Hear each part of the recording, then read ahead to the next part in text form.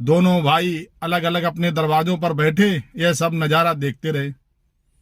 बड़े भाई की पत्नी अपने पति के पास आई और आकर बोली कि देखो, तुम्हारे छोटे भाई के साथ ये लोग किस तरह का व्यवहार कर रहे हैं।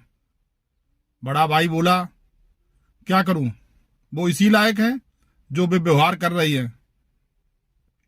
बड़े भाई की पत्नी फिर बोली कि आप इस दोनों लोग जो मिलकर कुछ सहयोग क्यों नहीं करते हैं, जिससे वो पैतृक जमीन, पिता की जमीन बिकने से बच जाए।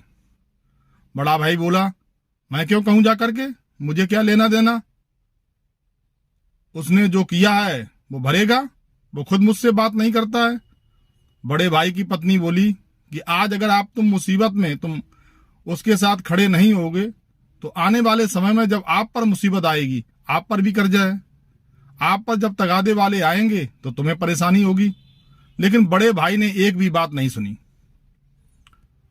बड़े भाई की पत्नी घर के अंदर गई और अपने जेवरातों को एक पोटरी में बांध कर लेकर आई और घर से बाहर चल दी। बोली, मैं जा रही हूं देवर जी की इज्जत को बचाने के लिए। जो देवर जी को जो लोग परेशान कर रहे हैं, मेरी पुरखों की जमीन बेचने के लिए कह रहे हैं। इतना सुनते ही बड़ा भाई उठा और साथ साथ अपनी पत्नी के पीछे चल दिया।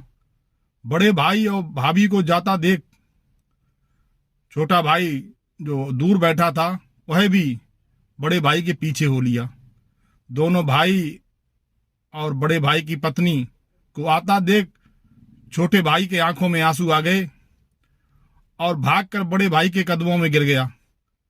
बोला, भैया मुझे माफ कर दो, ये सब मेरी पत्नी की वजह से इतना तनाव घर में हुआ कि आपस में बोलचाल बंद हो गई। बड़े भाई और बड़े भाई की पत्नी ने उसे उठाकर गले लगाया और कहा, आप अपने हो और अपने ही रहोगे।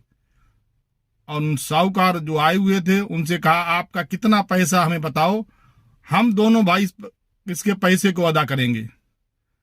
यह सब बात सुनकर वहां मौजूद जो साहूकार पैसों का तगादा करने आया था वो भी एकदम आश्चर्यचकित हो गया।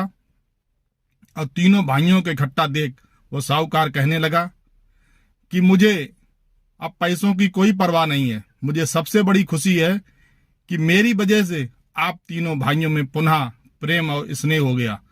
पैसा आप चाहे जब दे देना, हमें कोई जल्दी नहीं है। लेकिन आज मैं बहुत खुश हुआ कि मेरी वजह से एक अच्छा काम हो गया और तीनों बिछड़े हुए विवादित भाइयों में आपस में प्रेम हो गया। साथियों,